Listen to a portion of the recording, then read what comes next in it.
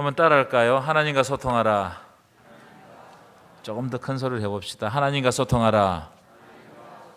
누구와 소통하라고요? 하나님과 소통하라. 제가 질문하겠습니다. 여러분들은 하나님과 소통하고 계십니까?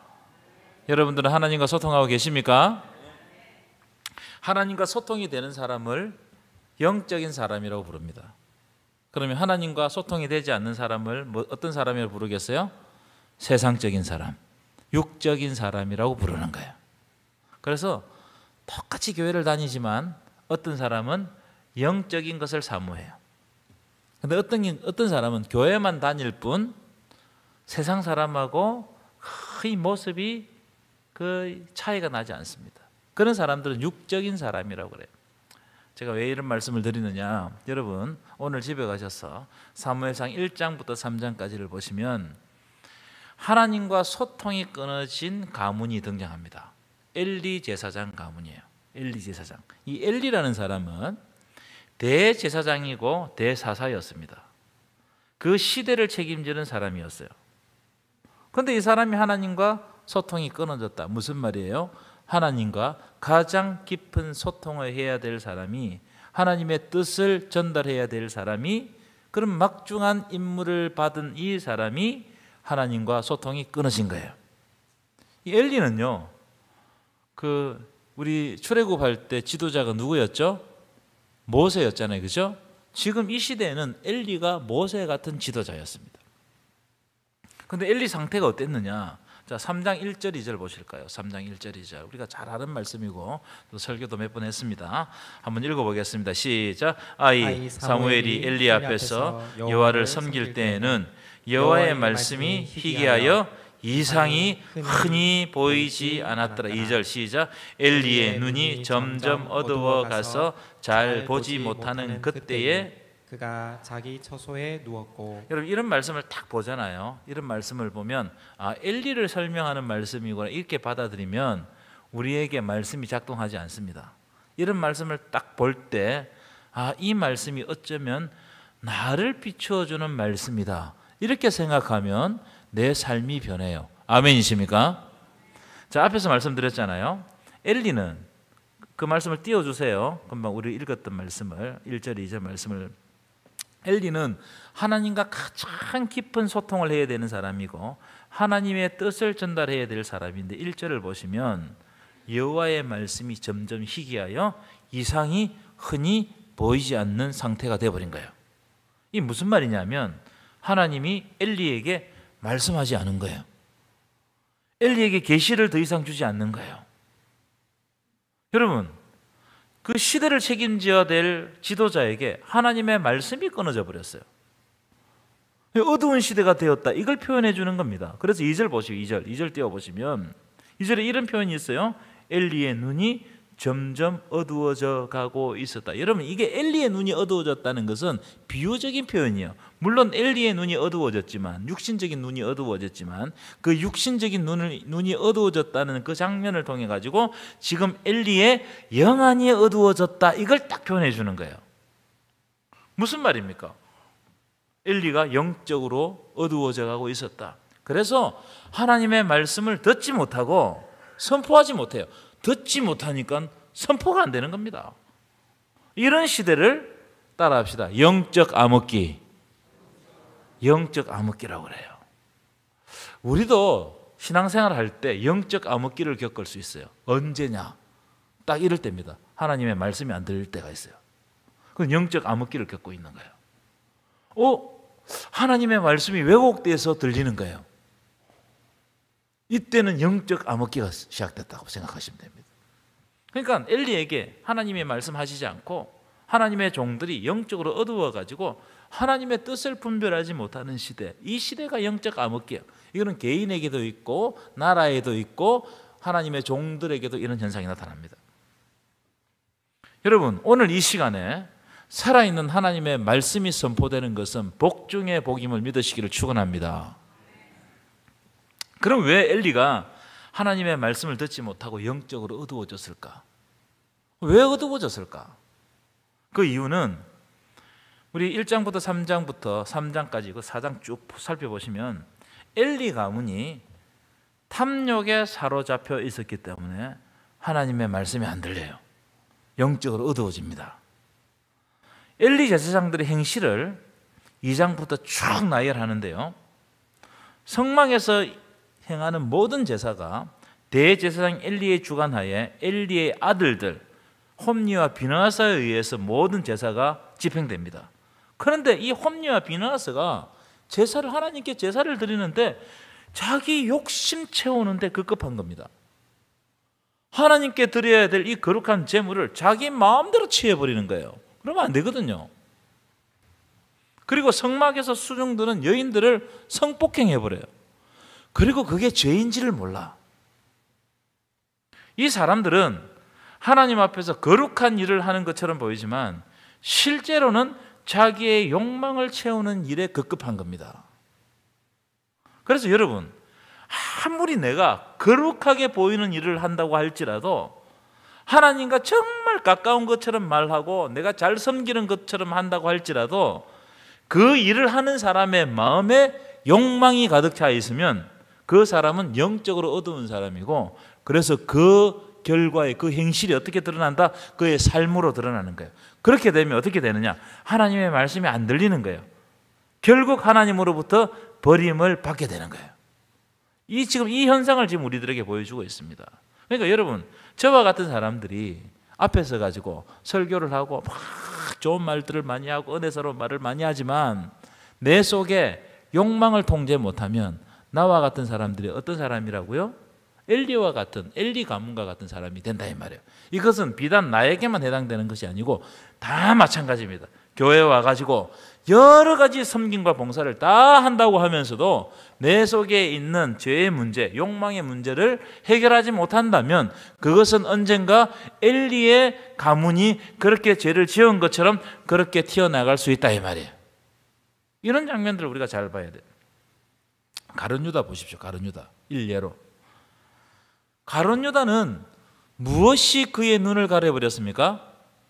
돈이 그의 눈을 가려버렸어요. 그러니까 예수를 배반하고 팔아 넘기는 겁니다. 가룟 유다 여러분 예수님이 제자였습니다. 똑똑한 사람이었어요.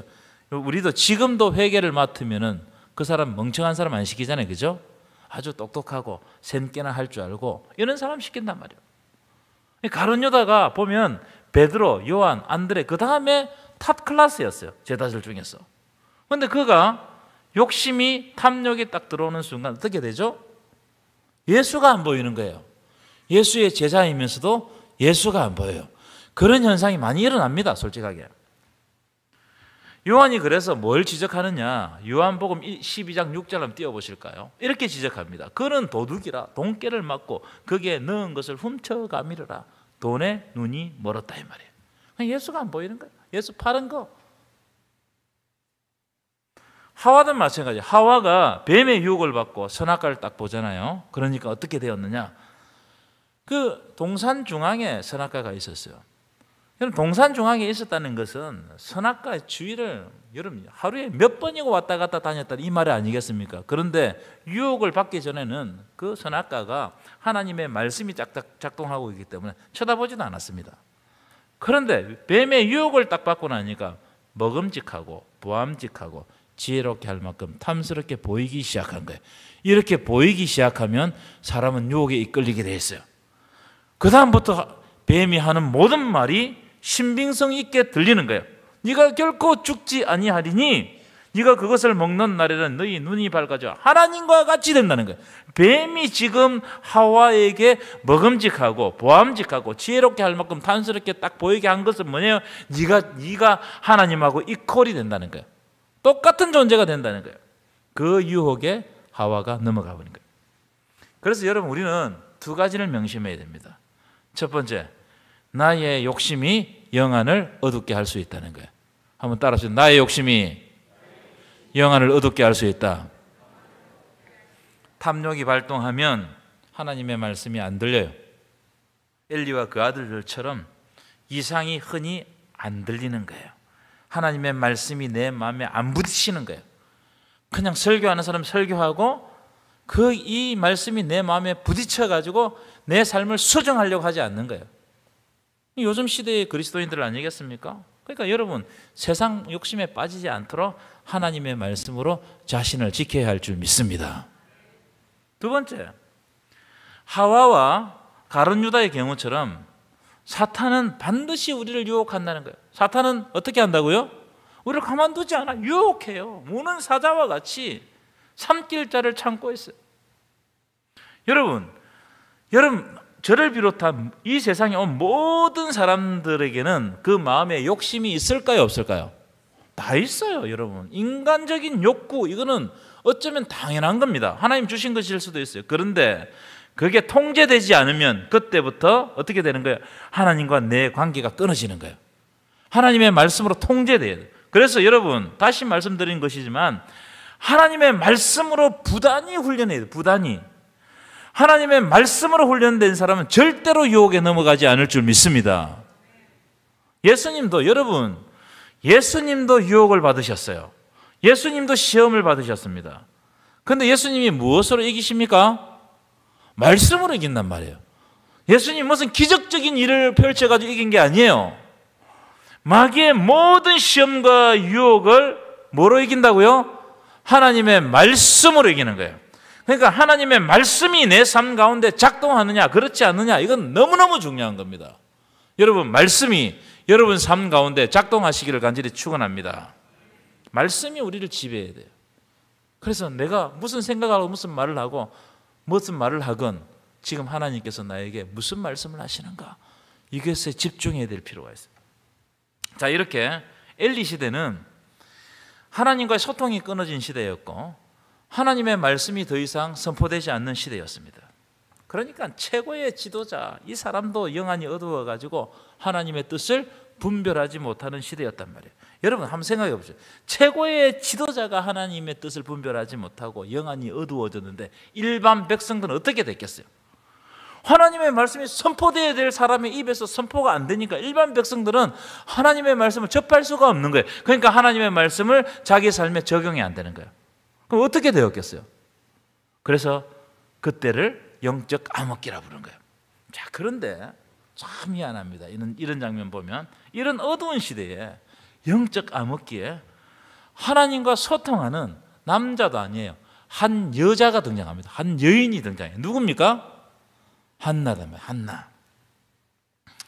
이 영적 암흑기에 하나님께서 한 사람과 소통하세요. 여러분 아무리 시대가 어려울지라도 하나님과 소통하는 한 사람이 되시기를 축원합니다. 정말 중요한 거예요. 그러면 이 한나가 이 영적 암흑기에 어떻게 하나님과 소통했으며 그 결과는 어떻게 되었느냐, 두 가지 주제를 가지고 오늘 말씀을 나누겠습니다. 첫째, 한나가 소통하게 된 계기는요, 뭐 때문에 소통하게 되느냐? 결핍과 고통 때문에 소통합니다. 희한한 장면이 이 장면도. 한나는 어떤 고통이 있었어요? 아기를 갖지 못하는 아주 중대한 결핍이 있었어요. 그렇죠? 지금이야 여러분 젊은 사람들이 결혼도 안 하려고 하고 애도 안 낳으려고 하는 그런 사회 아니겠습니까? 그런데 고대에는 여자가 결혼을 해서 아기를 낳지 못하면 저주받았다고 생각했어요. 그 여자에게는 상당히 치명적인 것이었습니다. 이 이스라엘 백성들이 허탄하다고 생각하는 여러 가지가 있어요. 저걸 보면 저거는 저주해버리는 몇 가지가 있습니다. 세 가지만 말씀. 첫 번째, 구름이 지나가는데 비를 내리지 않으면 이스라엘 백성들은, 유대인들은 구름을 보고 막 욕을 하고 그래요. 허탄한 구름아 이러면서. 구름이 가면은 비를 내려야 된다는 거예요. 그게 건조기후이기 때문에 그래요. 그 다음은 열매를 맺어야 할 나무가 열매를 맺지 못하면 저주합니다. 예수님이 열매 맺지 않는 무화과 나무를 어떻게 하셨죠? 저주하셨죠. 여기서 나온 거예요. 열매를 맺어야 되는데 열매 맺지 못하면 저주하는 거예요. 세 번째가 뭐냐면 새끼를 갖지 못하는 태. 이걸 허탄하다고 생각했어요. 그래서 가축이나 뭐 양이나 소 같은 가축이 새끼를 베지 못하면 그 가축은 저주받았다고 생각하고 버리거나 죽여버렸어요. 필요 없다 이거예요. 사람의 경우는 죽이지는 않았지만 아기를 갖지 못하는 여인에게, 이 사람에게 저주가 임했다는 딱지를 딱 붙어가지고 평생 그 여자를 괴롭혔어요. 우리나라도 마찬가지였죠, 그죠? 애기 못 가져보세요. 양반집에 결혼을 했는데 애기 못 가져보세요. 쫓겨나든지 아니면 첩을 들이든지 뭐 이래 되잖아요, 그죠? 그러니까 저 여자는 저주받았다고 평생 손가락질 받는 대상이 된단 말이에요. 한나가 마찬가지였습니다. 1장 6절 보여주죠. 1장 6절. 1장 6절 보시면 그의 적수 브닛나가 그를 심히 격분하고 괴롭게 했다는 기록이 있어요. 이 한나의 남편은 엘가나인데 엘가나에겐 두 명의 아내가 있었죠. 한 명은 한나고 한 명은 브닛나였습니다. 그런데 브닛나에게는 자녀가 있었어요. 한나에겐 자녀가 없었습니다. 여러분, 사람들이 이런 거 비교를 잘하잖아요. 사람들이 두 아내를 비교했겠어요, 안 했겠어요? 당연히 비교하죠. 아이고, 이 사람아, 니는 애도 잘 낳고, 근데 저 한나라는 여자는 애도 못 낳는다. 뭐 이렇게 비교를 하는 겁니다. 비교를 당했을 뿐만 아니라 이 어느 날 브닛나가 자기에게 자식이 있는 걸 보고 이제 기업은 그 아버지의 기업은 다 아들에게로 기업이 내려가거든요. 그러니까 이 기업이 다 브닛나에게 오는 줄 알고 그때부터 한나를 괴롭히는 거예요.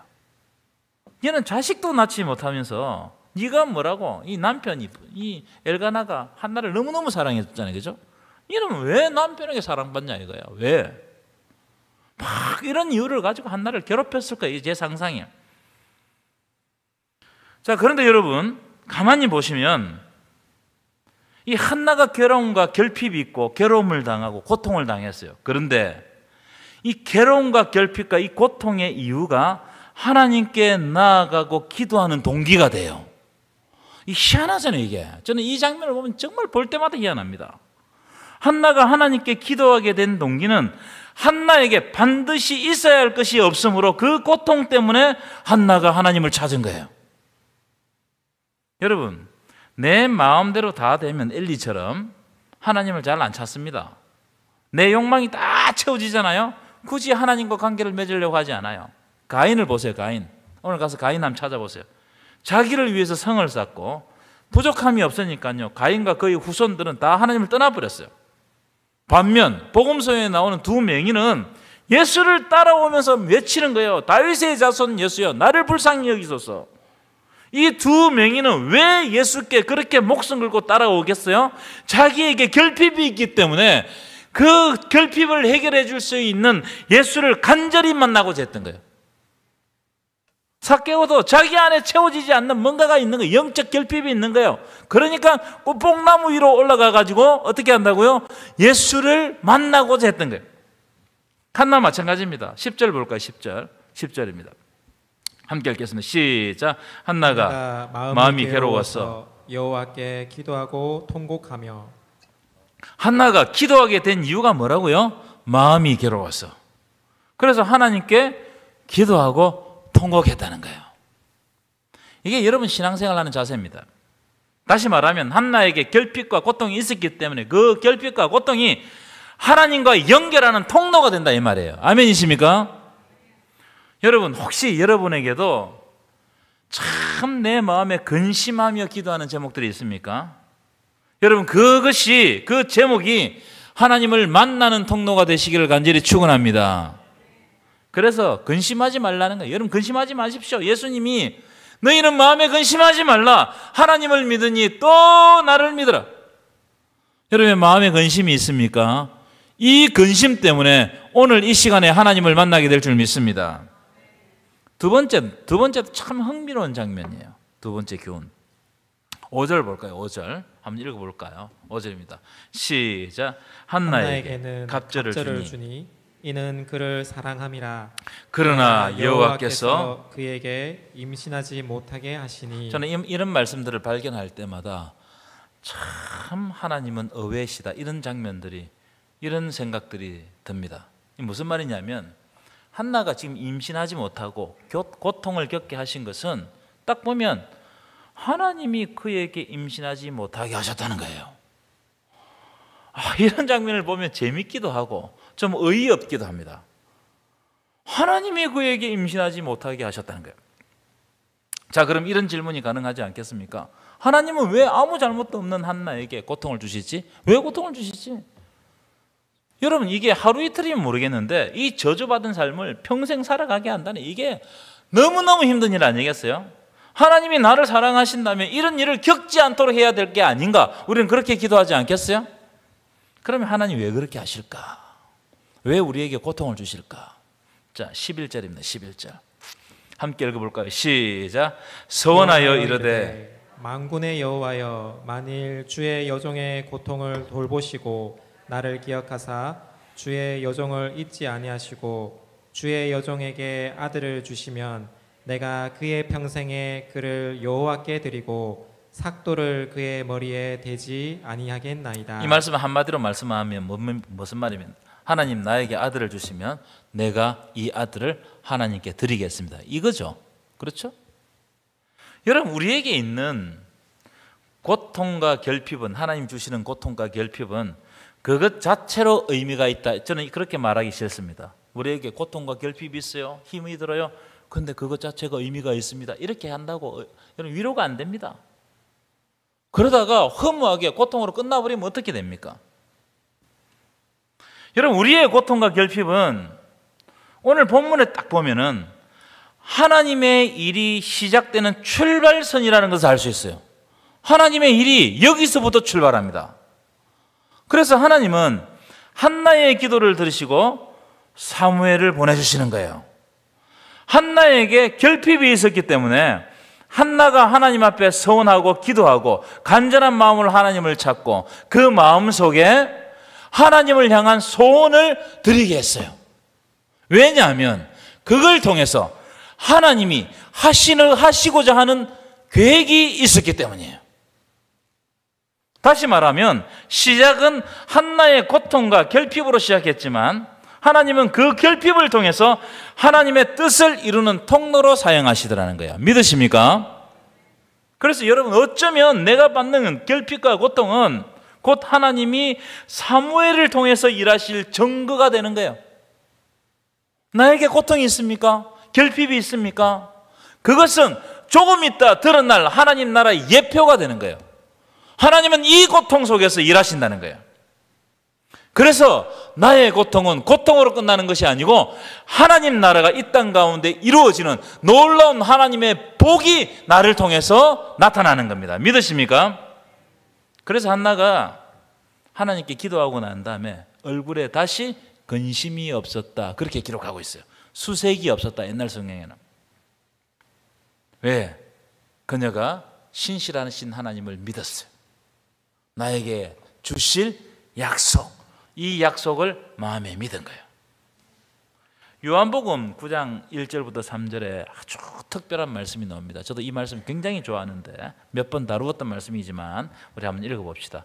1절 시작. 예수께서 길을 가실 때에 날 때부터 맹인된 사람을 보신지라. 제자들이 물어 이르되 라삐여, 이 사람이 맹인으로 난 것이 누구의 죄로 인함이니까?